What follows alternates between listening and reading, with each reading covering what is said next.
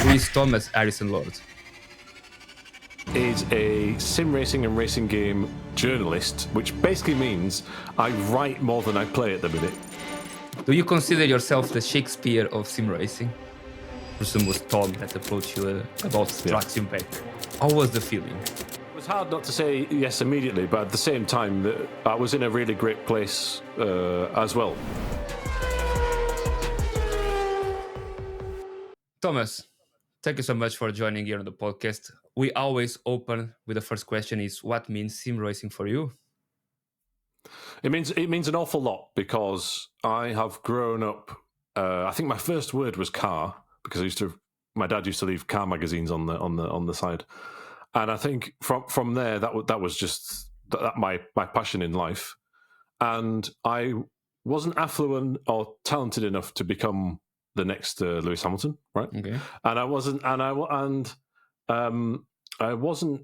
I perhaps in the early days chose the wrong career path in some respects, and went into marketing and PR, which was writing all day, but I wasn't talented enough to become an automotive journalist.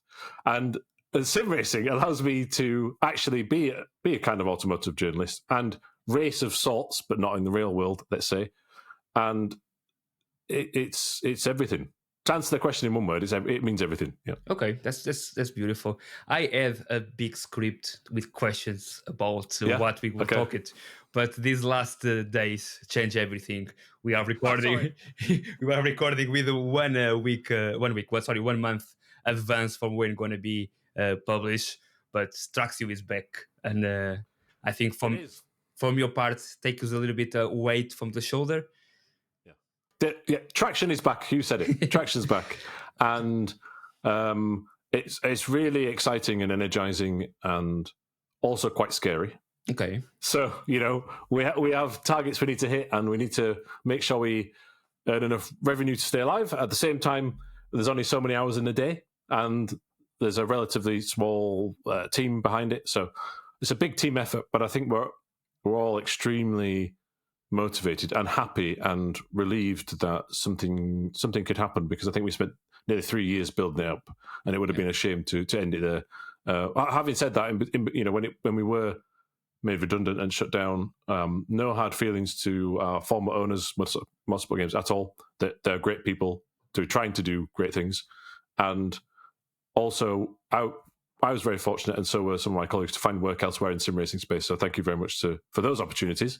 And then when this came up again recently, it was a decision made with my heart and my head, I think. And now we're back, and so we're going to do our best to make it work. I want to ask you, when they approached you, I presume it was Tom that approached you about Traxion back. How was the feeling? Did you jump? Did you? Yeah. Well, it was hard not to say yes immediately, but at the same time, I was in a really great place as well, right? So for those who won't know, I was contributing as a freelancer to Overtake, and actually Race Department and Overtake, and then emerged. So I wrote for both, and then just the one. And they're an amazing team, and it's going somewhere. And so being part of that was very privileged. Unfortunate. So actually, it was things to think about, but ultimately, Traxion is. It means a lot. It means a lot. It's personal.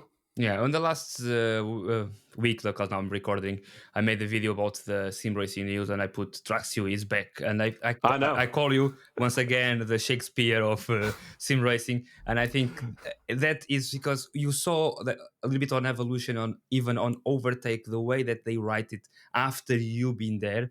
I think that is consistency. When people learn from what you teach them.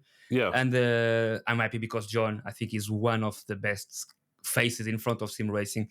We have loads of content creators, but I think John have a unique way to approach and to be John and explaining the things that I need to be explained.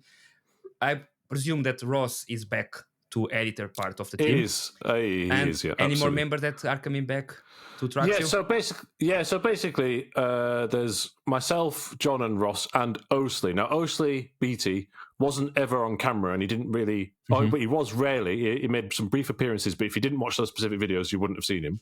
And also, he does write the occasional article, but he's not a full-time writer. But he's a video editor and producer, so he's senior video editor. So when you see John on camera, Osis had a part 9 times out of 10 in terms of not just editing the video, but the ideas behind the video, right? And maybe some scripting or some gameplay footage capturing. And he's a huge part of the team. So it's really 4 key members on a level that have returned. It's just that Oste was more behind the scenes. But you will occasionally see him on stuff. And if you look carefully in credits for the videos, his name's been there since the start, basically, just after the start of Traxion. So fantastic that he's on board as well. And then I would say that there's also Emily, who is a contributing graphic designer. So our social media stuff, if you see some cool graphics are on the website, that's Emily. And she also used to work at Motorsport Games and Traxion back in the day. And then obviously we've been joined by some new people. So Tom Bunton from Gridfinder, he's also the CEO of Gridfinder and now also Traxion, so he's involved on a daily basis. So you'll be seeing him more. And then also there's the amazing Gridfinder team who are working behind the scenes.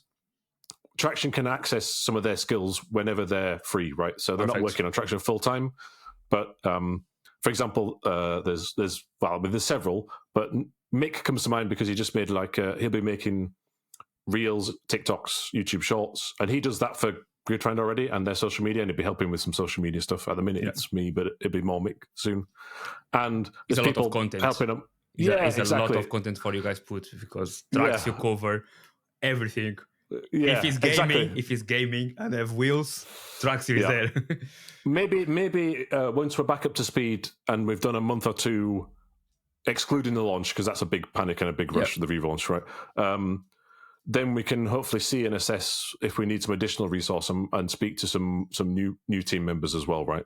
But that would depend on if we're getting enough traffic and views to justify that expense. But that would be ideal. And also, I should have mentioned there are some other people at Gridfinder, not mentioned by name, who have helped and will be helping like in marketing and things like this. And it's going to be great to work with them. So, but the main day-to-day Traxion team is smaller than what it was before. So we're going to have to prioritize a bit more initially. But when we're back up to speed, I hope we can become the number one news and opinion and guide outlet, and also entertaining YouTube channel. That's the aim, right? That's one of my questions, and I raised that on a video. Will Gridfinder change a little bit the ADN from the NEA from Traxion, or you think that you guys gonna keep going the same way that was before? Anything you see is our decision, and that's going to be how it is. Obviously, Tom is fully supportive of us, and he is overseeing Traxion as a company because now it's been registered as a company, which is great for freedom, but it makes me quite nervous. Okay, but so like Tom is more like oversight, managerial elements. He'll be helping to try and bring in some partners, and we'll lean on his expertise and contacts. Whereas the actual written and video content won't change. The only difference being that we might not cover absolutely everything initially because we're still getting back in the swing of things, right? But Gridfinder won't change Traxion's output in any way. And in fact, it just gives us the flexibility to do maybe more stuff or more interesting things or more expensive things. So we'll see. So I think it's a benefit in the end. I remember when Gridfinder was acquired by Rafa, was a little bit skeptic on the sim racing. Of course. I remember, I think some guys that cover sim racing news, they was asking why the price. But now we can see... I saw that as well, yes. We can see why the price is, because I don't know if the investment come from the investment that Rafa make with Gridfinder already cover the probably get the IP from Traxion or not. Yeah. But is a grow-up company and is a lot of potential inside of Gridfinder. And like you say, Tom is a businessman. Exactly. Tom is more a businessman than a sim racer. He likes sim racing, but his expertise is on 100% in business and how to approach. So I think he's gonna make Traxion probably profit workable, and for sure. We hope so. for sure. I see already Aztec probably join you guys because they work with Gridfinder. Well, we'll see. Nothing's been signed at the minute, but that would be nice.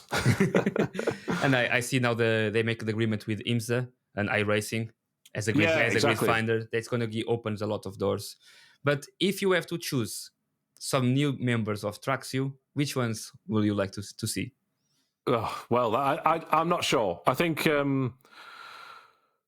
we have to wait and see what resource we really do need. I think for now, John is the face of the YouTube channel, and it will remain that way. There is a content creator which we've had talks with, who's recognizable, who may have worked with us before. So it's not a secret. Yeah. Let's go. I presume have a deep baldness. They might be lacking hair. Exactly. Yeah, but that's not fully agreed or signed upon or whatever, because we just don't have time at the minute. But that would be really good if we could work with them. And then on the editorial side, the website, it would be nice to have some additional resource or dip into some freelance contributors that we've worked with in the past. But again, I'm not going to say who or what, why, where, because we need to give us 2 months. I'll answer that question in a few weeks. Was announced today that people will see you at the SimExpo. Yes, so we're going to be there. Yeah. Expectations for the SimExpo for this year? Well, I just hope it's a good show and it takes another step on. Okay. I obviously don't want to speak on their behalf. I know Danny's been on the podcast before, right? Yeah. And so was actually Tom from Gridfinder. But today, what we announced on the day of recording, that Traxion is the official media partner. So obviously, other media outlets and content creators will go and get media passes and do whatever they're going to do and be fantastic and wonderful. But it just means that on the run up to the event, hopefully Traxion will be in a place where we can, announce stuff that they've got going on, to the second. And maybe we're working on something that might help people who want to buy tickets for the show. So we'll have to see on that. That's good. Yeah. That's good.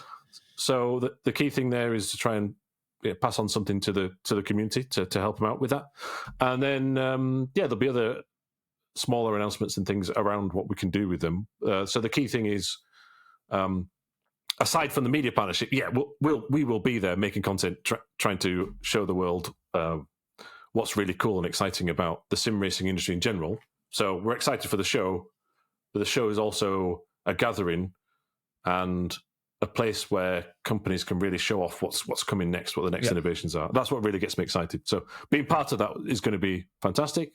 And then also, it's not just the SimExpo. Over time, we're looking forward to working with some other events and going to some other events as well. But we just need to get a few things sorted out. Sadly, we're not going to the 24 Hours of Le Mans. That would have been nice.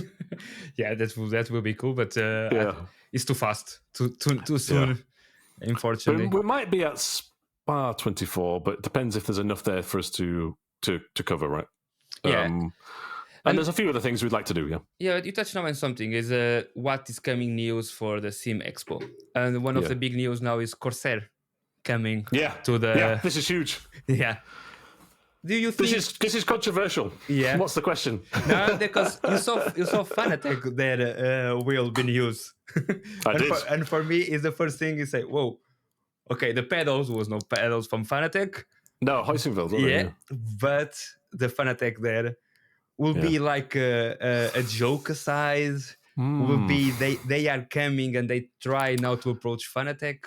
What is your point of view without being very political? Because sometimes we need to be careful.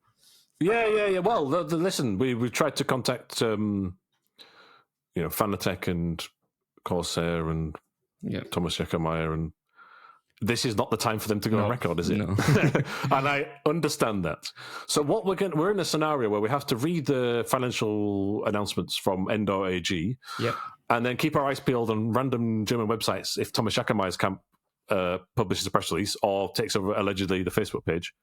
And then we just have to report on what's there factually. I think there was very sticky recently where there are opinions out there on the internet that are sort of formulated as facts, which I'm not too keen on. So I will try and avoid that. We can't always be right.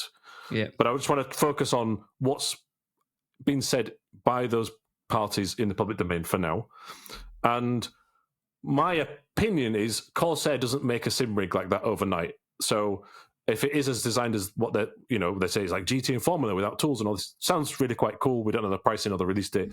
My guess would be that they've been working on entering the sim racing market for maybe a year. I don't know. I'm making up the time frame already, irrespective of what was going on with Fanatec. Right. So I agree. It could be just coincidence, but if it is a coincidence, it's a funny one. It's a very strange to put the Fanatec wheel and wheelbase in your announcement video. But again, we don't know when that video was made, right? Could have been done 6 months ago. Yeah, I totally agree. And clearly, the Endor scenario is relatively recent. But it could be at any minute things change. Yeah, and there's no guarantee Corsair get the deal. 100%. I agree with you.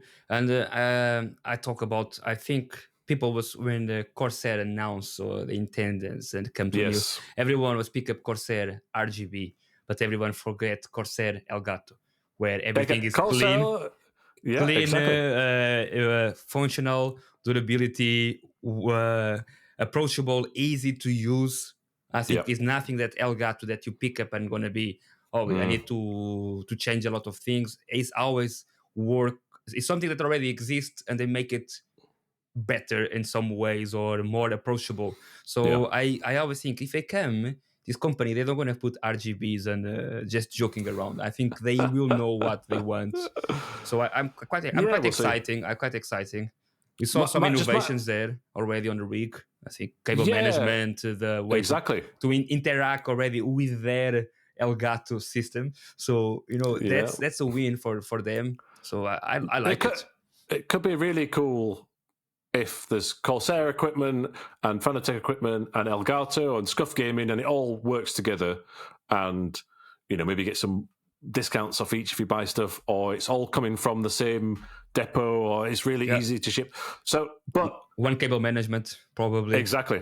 But the key thing for me is I just think, and I said this the other day as well, that the sim racing community and industry deserves a really strong Fanatec, irrespective of who owns it. If it's Thomas Shakemeier, some investors that win it back, if it's Elgato, if Corsair, or someone else completely. Whoever it is, they just have to be like Fanatec's been amazing for the industry, like the real world connections, the sponsorships, and the products. But it's obvious if you look through the financial reports, they've been losing money all through 2023, although not in Q1 2024, it must be said. And actually, the final financial report for the end of 2023 has not still been published, so we don't know the full damage. So that's not been an ideal scenario. I don't know the full reasons for it. People point the finger at the HQ with the go-kart track on the roof. There's been new warehouses for distribution, apparently, but really, maybe we'll never know the truth. Even the Valkyrie already here. That even the Valkyrie was one of the causes.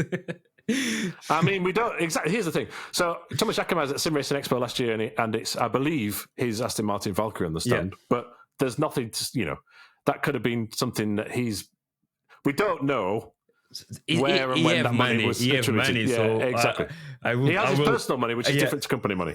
Exactly. And you talk about something really important is that I'm trying to do a video and I didn't been able to do yet. That is sim racing sim racers. They create scenarios and they put negativity, like a dark side, where sometimes not exists. And we see this one where we're talking about iRacing, and a lot of us probably never sit down on a car and we go, the car has never been driven like this, or the tires don't work this way. But I don't know. I'm honest. So I can never imagine, but I'm talking about something that is not real.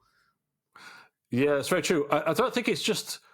You're right, I do see that, but I also think it's not just in sim racing. I think just in, let's say, media in general or YouTube, if you want to really break through and you've got a relatively small following to start with, a really easy way is creating a really negative video, right? And then you get a load of clout and a load of clicks and a load of views, but shall I stop? No, it's okay. Continue. It was just my camera decided to say that it was too hot. Yeah, I heard the beep and I thought, that probably means something stopped recording. Never happened. But I move house. I changed to Silverstone. not Silverstone, but around Silverstone, and move houses. And if you see the podcast before, I used to filming on the living room. And I never like it because appear the bin behind, appear everything, appear sofa. Yeah. I never like it. And now we have a room. But because it's so sunny, great. I try to keep the lights a little bit better. So, I think it's too hot. It's really, really, really hot. So I think that's the main problem. So sorry to everyone if they're going to see camera swapping to one camera. But continue. Hopefully it'll be okay. Yep. Yeah. No, but I think it's right to be skeptical and cynical and really not attack, but question companies and thought, because they're not always right, and sometimes they don't necessarily have the customer's best interest at heart, right? But there is also an element of it's probably going to get more views perhaps if you go extra sensational or spin a narrative above the facts. Now, by all means, people can accuse me of doing that as well, but we try and keep it pragmatic, let's say. But the fanatic, however you want to say it, thing is fascinating. It's just also equally frustrating because, we could sit here and theorize and speculate, but perhaps now is not the right time. But when it all comes out in the wash, I can't wait to see what's happening, what's going on, speak to the people involved. Me too. Because I just want the right product at the right price that has good customer service, reliability, and realistic shipping dates. And I think that is kind of an opinion. Fnatic has struggled with that a bit in the last couple of quarters, let's say. I agree with you, and I think that is what sometimes probably puts other companies on the better way to the public. For example, if you pick up Aztec, and we were speaking with Andres, Andre too, is they are everywhere. So you go to America and you go to the Micro Center and they have towers and towers of things of Aztec there. And I think it was on Fnatic was not that. Was there they lost a little bit, and after this is like a snowball effect. The skepticism take it a long time to people start complaining. This come another one, and after people even complain without having it, as you know. Yeah. I've been a chef, so sometimes I remember receive reviews of people complaining about dishes that we never have on the menu. It's laughable. That's but the internet. Exactly. So if it's happen on TripAdvisor with a restaurant, will happen on Sim Racing. But but I hope like. I don't think the company's dead. I think even if there's a buyout and the investors don't get payouts, or it's at a really low price because the stock market the valuation has fallen, the market cap has fallen, I think that's unfortunate. But at the end of it, that IP is strong.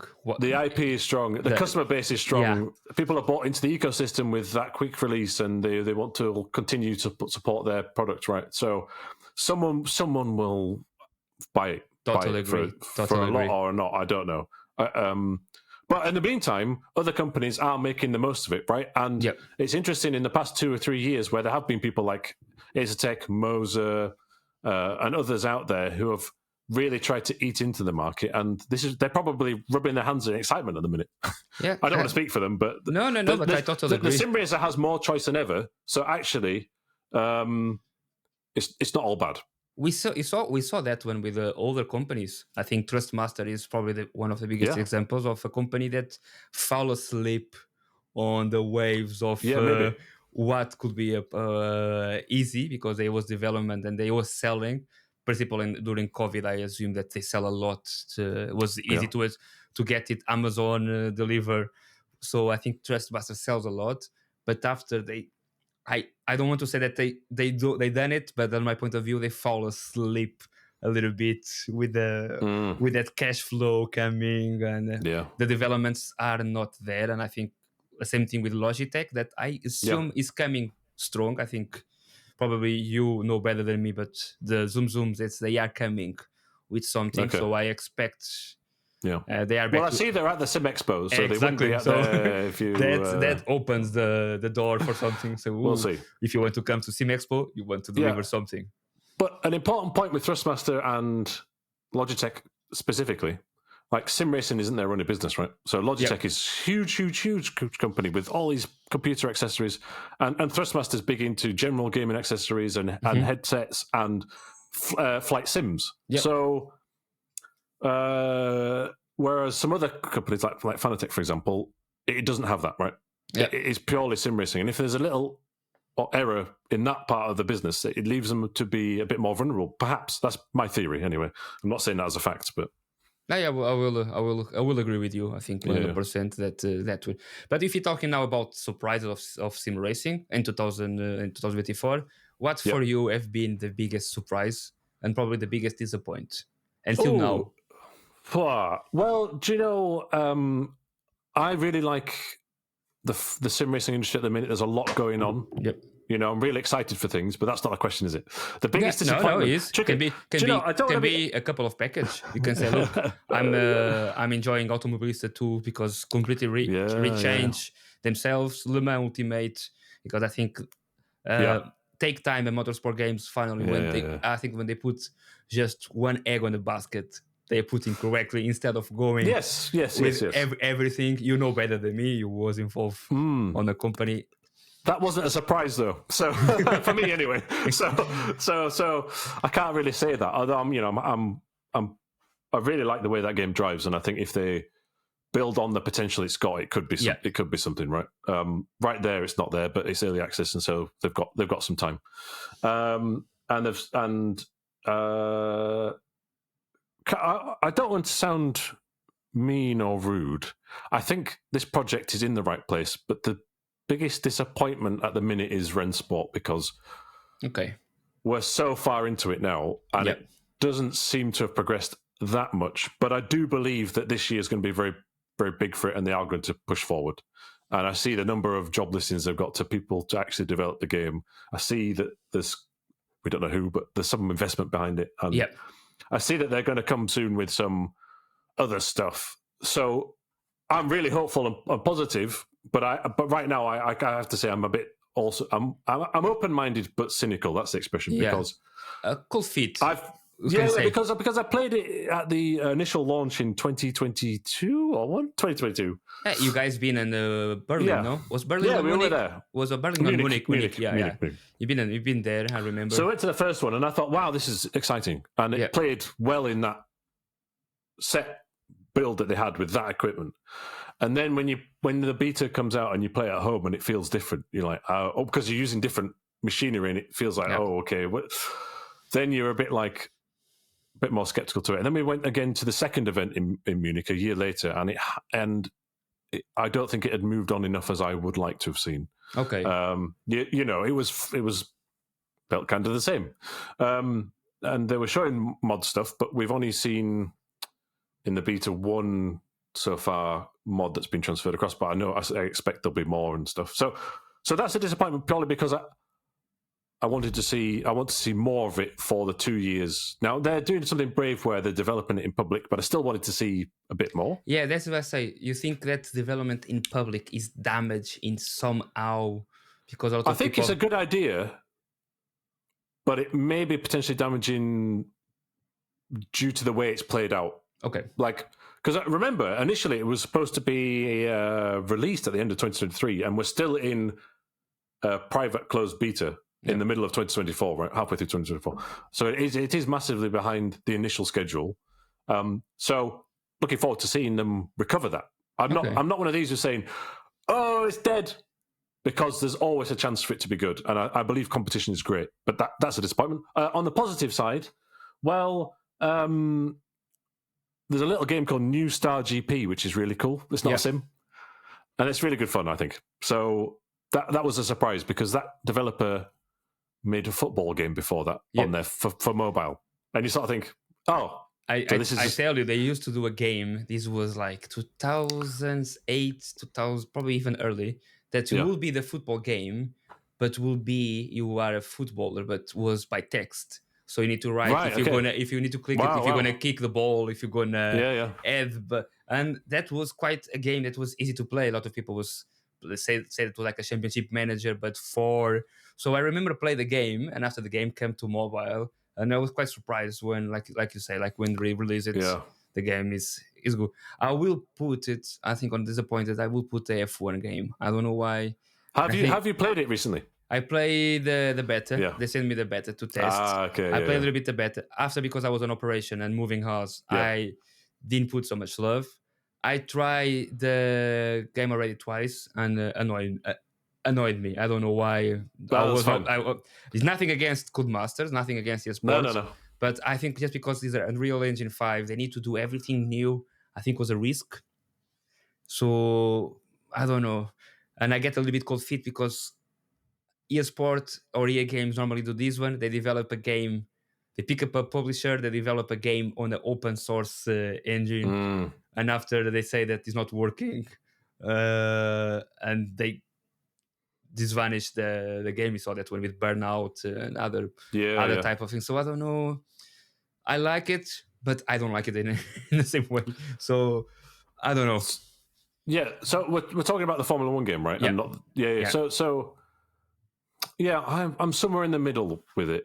I think if you're maybe they may be targeting more the person who has never really played a Formula One game or not played one for a long time. Yeah. I don't know. I don't want to speak for their business plan, but maybe they're thinking they'll earn more by targeting that player than us, right? And so maybe that makes space for another Formula One game that's a bit more serious, right? Because there is a license that EA and Codemasters have for the Formula One game, but we've seen with F1 Manager that Formula One can have another license for a management game, right? Yeah. I'm not saying there is, but would there be space for a simulation-style Formula One game? Yeah. Because you see in NASCAR has iRacing as the official simulator.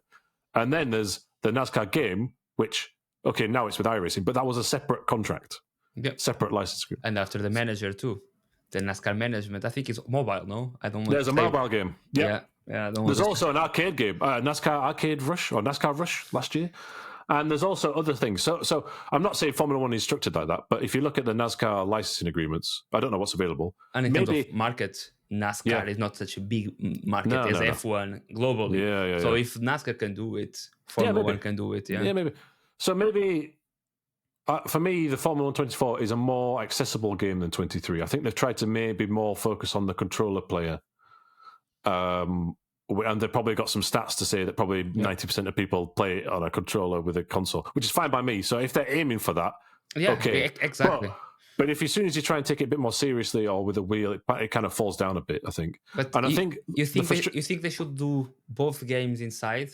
You know, if you want to go with the option of the controller, like Codemaster used to do with a Dirty Rally 4, I think it was Dirty. Yeah. The Dirty 4, I think Dirt 4, that you have the options for if you go playing on the controller will be a little different the physics than you play on the remote. Yeah. On the remote, I don't know if it's possible, but it could be an option. They've done it already. Yeah. So I don't know. I think it's a game with potential. But always but every year never reach that potential. I really liked my favorite. I think was F1 2020 or 21, and I think 22 had, 22 was not a good one. 2024 is not up there anyway at the minute. Yeah. But as we're speaking, there's the day after recording there is a notable update to the handling. So because I think it was so we'll try it again. I think it was rushed because the game used to come end of summer, and this one came May. A game that was developed on a new engine. I said, I think you should not stay a little bit longer, cook it a little bit more, steering. I don't know. I'm not a game producer, so we always speak without knowing. Exactly. I think my main challenge with it at the minute is actually not so much even the driving, but I'm just not a huge fan of the F1 World game mode, and that seems to be intrinsically linked with some other game modes that I'm not a huge fan of. So, for example, I'm trying to write at the minute a guide to the ranked online multiplayer. So, ranked online multiplayer, it's like kind of like, well, it's not, but imagine it like iRacing, where you earn a level, and the higher your level goes up, you put in races with people that align with your skill. Le Mans Ultimate's got it with race control as well, and Gran Turismo with sport mode. So many other platforms, and F1's take on it since F1 23 and now 24 is a bit weird. So you can't have every race you do initially is without contact. So every car on the grid is a ghost. You can't, but that means you can't overtake or defend because you're just lapping. 20 cars are online racing, but it's a ghost. So you think, oh, that's weird. How do you do that? It's like, oh, well, you need to increase your license level before you unlock contact or overtaking or defending. Oh, okay. How do you increase your license level? Well, you can. The quickest way of doing it is actually playing the F1 World single player races that are connected to the internet. If you grind those out and don't hit the AI or anything, you can increase your license level, which then unlocks racing online with contact. That's weird to me. That's very, really, really, very weird. Because ranked online mode isn't for the common, like the big market. That might be a quick online race, right? Or lobbies. Ranked online is for the sort of person who wants to have a bit of a challenge. So why is it linked to this system? Totally agree. That was a bit of a rant. Sorry. No, it's not. It's because I've been playing it today and I need to write about it. So keep it fresh. Yeah. Now that you talk about writing, how many times that you have to put something for Traxion when you write? How many files you already put? How many? Oh, how many articles? Let's say. Yeah. Sorry, the word I was. have no idea. I've been working too many hours. I'm really sorry to everyone. I've been working on the sun today in Silverstone, seeing the F1 car Apex. That sounds good. Fake F1 car because it's a F2 engine. If everyone knows, inside of a F1 monologue car. So for the people, so is it an F2 car with two engines? Engine. No, it's a F1 structure car with the engine of a F2. Sorry. I'm with you now. So, interesting. Well, that sounds cool to watch that. Yeah. I mean, it is, but it's just a car lapping. So, yeah, true. After a couple hours, became the same routine. So, but still, in Silverstone, I'm there for over a month. Still give me the goosebumps every time I go inside. I don't know. I have a. It's something that you always, like you say, we grow up have the feeling of being on a track and want to be on a track, and there are daily basis, depending of the type of job that you're going to do, is something that is unique, the feeling. So I talk for my part. Really cool. Yeah, it's really cool you get to see that during the day, right?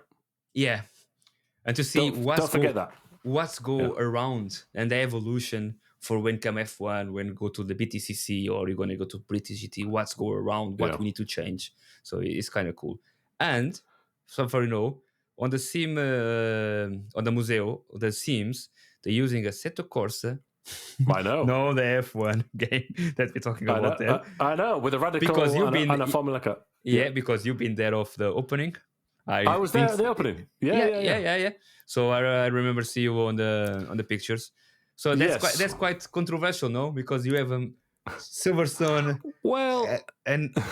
and using on the Sim to Assetto Corsa instead of using the official F1 product.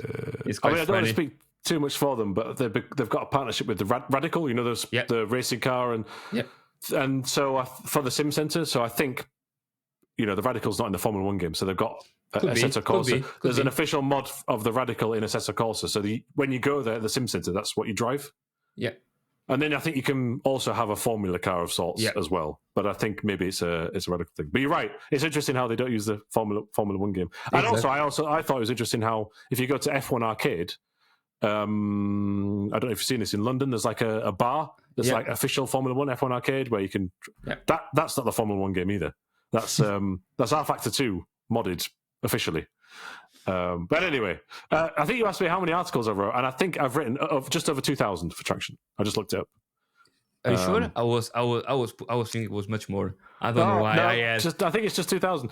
But obviously, I've wrote for Overtake for a bit as well. But it's a team effort, so there are other people writing. You still gonna write for Autosport, or you think? I hope so. Yeah. Okay, so you guys didn't close that door when Traxion was acquired by Finder. Basically, it's a long story short, but we used to be owned by Motorsport Games. Motorsport Games was owned by someone who also owned Motorsport Network, who owned Autosport Magazine, Motorsport.com, Motor One, Inside EVs, a Ferrari forum, a Ferrari ownership club, the Pond Registry, all sorts of things, automotive related. What's happened is obviously Motorsport Games decided to jettison Traxion, but the owner of Motorsport Games, or majority shareholder, let's say, they sold Motorsport.com and Autosport magazine and some other properties to a new company. Yep. So even I covered that. So irrespective of what's happened with Traxion, there was already a split anyway. Yeah.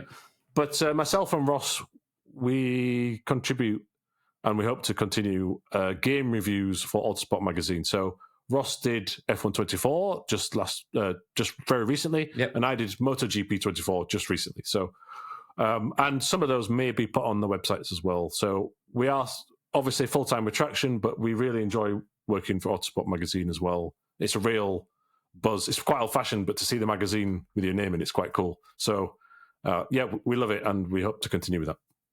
Now I want to ask you, what's the next step for Thomas, not Traxion? Well, the next step is just getting back up to speed with Traxion. I mean, like that's broken the rules of your question there. You said not Traxion, but no, I love it. Yeah, I love it though. And understand that you have to put Traxion all the time because of course. Like John put on his video with Race Anywhere, was missing because it's like you didn't decide to leave. It was something that was not finished properly. So you need to go back to speed, and after probably, who knows, different period of time, you decide, look, I'm going to do something different. But no news or ambitions outside of Traxion. Maybe in my spare time during lockdown, which was like 2-3 years ago now, I did record some really bad YouTube car reviews, and maybe one day I might edit them, find the time. I might do that. But so that's just a passion project. Yeah, you are like me. You just film videos, and after they stay on the hard drive, and you never. Okay, I'm not the only one. If you don't edit them immediately, they never get edited. Exactly.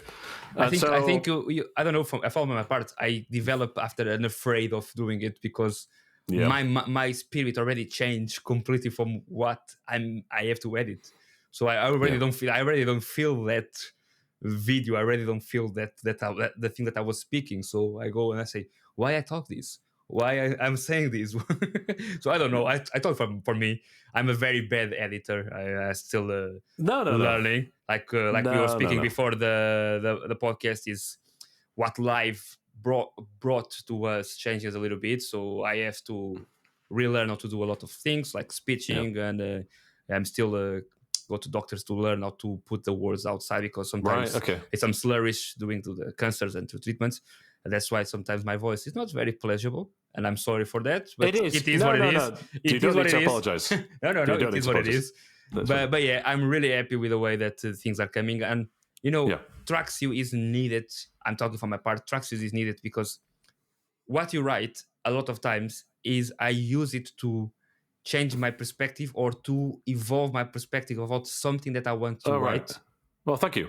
And after you guys pushing boundaries obligate us as the small content creators to do the same, because if you guys are evolving, we need to keep evolving too. So it's good, this type of content, and I'm really excited for your podcast coming back. Because be Sim Sunday or be Traxion podcast, depending of whatever gonna come, is needed. Yeah, because it's different from what I do, completely different. You guys Tom was talking more about story, and I know about the past of the person, what the person do. I'm focused more about the technical parts. And after you have other podcasts are completely different, and after you have you that always done something that go between both worlds, so we need you. So thank you. Well, I think competition is good and healthy, though, right? Like you say, it pushes everybody forward. But you're right. I think what you do is unique anyway, and there's a place for both. So I saw in one of your videos, said, "Oh, if the Traxion podcast come down, maybe I'll lose some subscribers." That's a joke. That's a joke. You won't. You won't. To be fair, thank you for having us on. To be fair, now we are putting. I don't know what happened today, but with the video that I put, Sim Racing news never escalate too much. Sim Racing news go to 1K views, 2K views. I think just Kireth can go a little bit higher, but I presume it's because you have already big, huge followership, so it's a little bit different. But I don't know. I put Traxion and straight away I have like 40 something new subscribers. So for me, it's a big win. No, I'm not a big happy days. Yeah, exactly. If you reach the 1,000 when this will come out, I will pay a beer to Tom on the SimExpo. So the beers are on me. We'll see you there. Looking forward to it. Yeah. But yeah, Tom, just now to finish, because we are almost arriving to 1 hour of podcast. That is a margin that I want to take. I want to ask you some quick questions. Oof. Okay. What do you prefer, iRacing or Assetto Corsa? Or you can go other game. No, because then it's a big can of worms then, isn't it? Yeah. Out of those two, right now I would say iRacing, although I don't play it enough. I don't drive enough. But my slightly unorthodox answer is I prefer Assetto Corsa Evo, because who knows what it is and what it's going to be. And that's going to be amazing for the industry, and I'm very excited for that. I think so. Do you think they will keep the same essence of Assetto Corsa? Yes. Because they scrap back the Unreal Engine. They went back to the books, develop their own physics. Do you think it's going to be positive? Who knows if it'll be good or bad, but I think when I spoke to Marco Massaruto for Overtake recently, he was saying how it's a spiritual successor to the first one.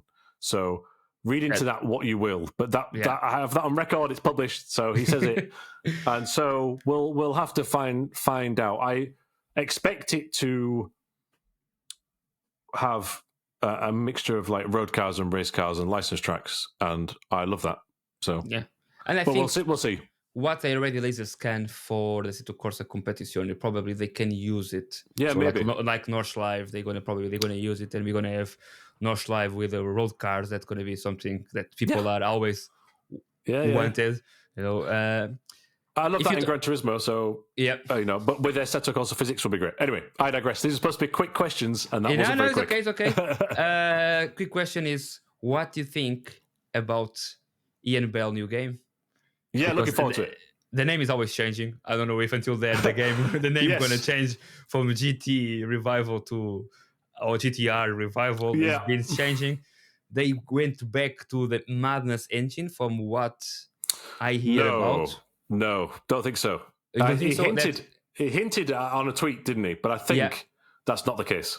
You think it's just Ian Bell playing games? Yes. Yes. Beautiful. So we'll see. I agree with you, because they put so much love on that Unreal Engine 5, and the pictures was looking already big stunning. Surprise. Yeah, so surprise that they've changed engines, but I'm optimistic and hopeful, but we'll judge it when it comes out and when it's playable, right? But simple as that. And this one is a hard one. If you have to share a room forever, Ross or John Murrow? Oh my God. Tom from Gridfinder. you go with the CEO. Yeah. You could go with Rafa, at least. Rafa Martinez. There you go. Exactly. No, sorry, John. Sorry, Ross. Sorry, Tom. Ross would drink too much Iron Brew. But he have a new hot Toyota Yaris. So. Oh, that's very true. So actually, that could be. Yeah, we'll go with Ross then. Sorry, John. Sorry, John. I know that too. I want to ask you, because with the change, I was to ask you this one and completely blew my mind. With the Traxion or with Gridfinder being located in Newcastle, you guys gonna have a headquarters there. You're gonna have a HQ Traxion there. How that gonna play? Because you guys need to do videos together sometimes. No, you guys need to sit down together. I know John is on Scotland on the moment. Ross, I presume, still in Scotland. I don't know where Ross lives, but I will assume there. So, how that going to play? Yeah, I know he lives down near Silverstone, actually, near you somewhere. And I live in Leeds. So, we are going to work remotely. So, it's going to be different. Obviously, we had a studio, which was Mudsport Games' Silverstone office, again near you, which some of the rooms were converted to look like a studio, basically. I think they did a really great job, John Knowsley and Piers and Rich, who used to work there as well, of making the corridors and the meeting room areas look like a great studio with some clever lighting. But there was also a room that was used for stuff. The plan is there is actually going to be a studio in the Gridfinder office in Newcastle. Okay. And what we'll do is when we've planned out a specific video we want to do, ahead of time. Go together. Okay. We go and we plan and we work there for 1 or 2 days and we do it. So it won't be for if we've got a game review or a new game coming out to preview. John will do a video remotely. Okay. I've always worked from home writing. I don't need to be in the office to write. Yep. And we'll do podcasts remotely, but there will be a studio for the right time. Yeah. Beautiful. I can wait. It's being built right now as we speak. Okay. And I want to say, so if you want to say something to the people that are listening, what will be your best words? Well, I just want to say, keep sim racing. And also, the sim racing space is going through some change at the minute. Mm-hmm. But the outcomes will be positive, and I do think the industry is ultimately growing. And because new games and new sims make everything really exciting, so we've got how often do you get a newer set of Corsair games? It's only the 3rd one ever, right? Yeah. Le Mans Ultimate's going to evolve. Ian Bell's coming back, like you say. There are Marcel Offermans is working on the last Garage. There's people making Pista Motorsport. All this crazy stuff is coming, and I can't wait to cover it. And I also hope WRC gets some support from EA and they make some new cars and improvements. So keep sim racing. It's fantastic and I love it. And also iRacing, by the way, is making console games and new games and really pushing on and going to have a career mode. So that's fantastic as well. So that's great. And I just want to say as well, thank you for everybody who supported on social media and YouTube comments and on the website visitors, the return of Traxion. And I just bear with us while we get back up to speed. We're going to get back there, but I think we're just really busy at the minute. It's mind-blowing what we're doing. So just stay with us. And I hope we can convey how cool sim racing is to existing people and also bring new people in. Perfect. I will not put it better. And Thomas, for my part, thank you so much. I really hope that this one was good for you because, like I say, I had a scripted. The script I have to put completely away. And I was sharing with Tom and John know this one before the announcement, like 2 days, 1 day before. I was speaking with John about sending some stickers for the sponsors that we done it with him here on the podcast. And I said to him, man, I had a dream about Traxion. This was before he announced it, and he joked about it. He didn't say nothing. He said, who knows? But I had the dream. I don't know why. Traxion is back. I'm really, really excited because I think we need you, and it's good to have Thomas. Thomas was with us. John was with us, but no disrespect to Race Anywhere and to Overtake because they are amazing. Yep. But was missing that Traxion-ish there on a minute, at least for you guys. Finished on the best way possible. Cool. Well, I would say we've got some exciting ideas for the YouTube channel, although we've not made the videos yet, so we're kind of stressed. But hopefully that will kick off soon. And the same with the website. The website is we're going to write the same content, but there's going to be Grid Finder, who I didn't mention earlier. There's Chris, the CTO there. He's going to help really develop the website, the features on the website, the comment system, things like this, to really benefit the people who visit it, which we really hope. We're trying to really get back onto the Discord as well and really push the social media and bring a fresh look. So really appreciate your support, Hugo. It's an absolute pleasure. And I think what you're doing is amazing. And I think we complement each other and we do slightly different things in the same space. And the more people are in sim racing talking about it, the better it's going to be. Yeah, 100%. And see you on the SimExpo. I'll see you in person at SimExpo, and I can't wait. Know, it's going to be great. If this video make me get the 1,000 subscribers, Tom gonna have free drinks. I'll buy you a drink anyway. It's fine. No right. No worries. People don't really want to watch me. It's not going to get a load of views, I'm afraid. But what you're doing is amazing. You're going to get surprising because sometimes and you know that because you had an interview with a ex-Formula 1 driver. This was on the beginning of Traxion. With Juan Pablo Montoya. Yes, vicariously, yeah. And I was so disappointed because he had like 500 views or something like this. But it was early days, wasn't it? And I made the same with Antonio Felix Acosta that have like 2K views. Yeah. And after I done with ImSim and go off the roof, that not taking because ImSim was a great podcast, but I was expecting you with Juan Pablo Montoya. People want to see it, but I think sim racers want to see the drama and want to see what's cool with sim racing and probably not listening the the real drivers talking about sim racing. One of the ones for me that was a bit of a shame was David Brabham, who, he's won Le Mans 3 times, racing British touring cars, racing ALMS and all over in sports cars. And I thought it was a really good interview, and we had even jokes about him not liking driving the panels, and nobody listens to it. Yeah, I know. But on my part, it's funny. It's just the video part that don't kick. I don't know why. The audio part works really well. I had someone of them over 20k. That's like what all this happen.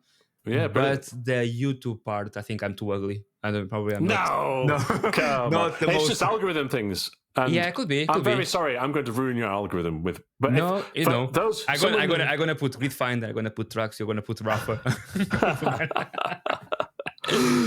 Let's see. Yeah, Thomas, a pleasure though. Thank you. Thank you so much, man. Thank you so much. Really, no, the pleasure's all mine, and all the best.